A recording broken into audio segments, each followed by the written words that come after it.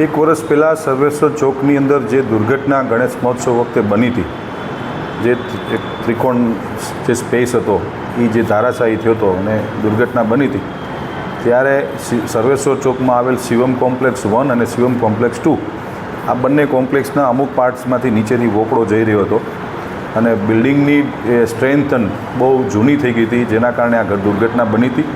Corporation દ્વારા અનેક વખત આ બંને બિલ્ડિંગોને સીલ કરવામાં આવ્યા હતા.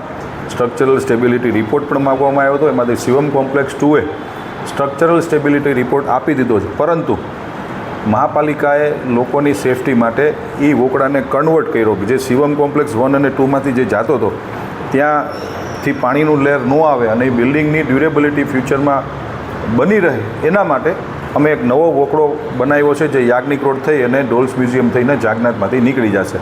સર્વેશ્વર ચોકનો જે પાર્ટ છે ત્યાંથી આખો નવો બોક્સ કન્વર્ટ વોકળો બનાવ્યો છે. અને જે આપનો બીજો પ્રશ્ન હતો કે સર્વેશ્વર ચોકમાં કન્સલ્ટન્ટની નિમણૂક માટે 2010માં સ્ટેન્ડિંગ કમિટીએ ઠરાવ કર્યો હતો કે રાજકોટમાં મલ્ટીલેવલ સર્વેશ્વર ચોકમાં પાર્કિંગ અને અન્ય એરિયાની અંદર મલ્ટીલેવલ પાર્કિંગ માટે કન્સલ્ટન્ટની નિમણૂક કરવી જોઈએ.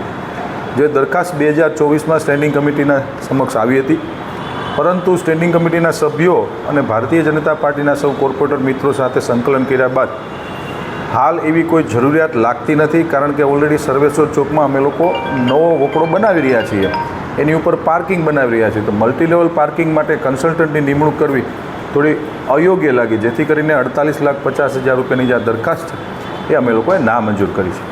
ચોમાસાને ધ્યાનમાં રાખીને 2 મહિના પછી સર્વેશ્વર ચોકના વોકળાનું કામ ચાલુ થશે. 3 કરોડથી વધુના ટેન્ડર આવ્યું હતું, એની સાથે નેગોશિયેબલ કર્યા બાદ 3 કરોડ 20 લાખની સમથિંગનું ટેન્ડર છે ને આખો આધુનિક વોકળો અમે લોકો બનાવવા જઈ રહ્યા છીએ. એની ઉપર પણ પાર્કિંગનો સ્પેસ અમે આપીએ છીએ, પણ મલ્ટીલેવલ પાર્કિંગ હાલ પૂરતું વાયબલ ન હોવાથી આ કન્સલ્ટન્ટની નિમણૂક અમે લોકોએ કેન્સલ કરી છે.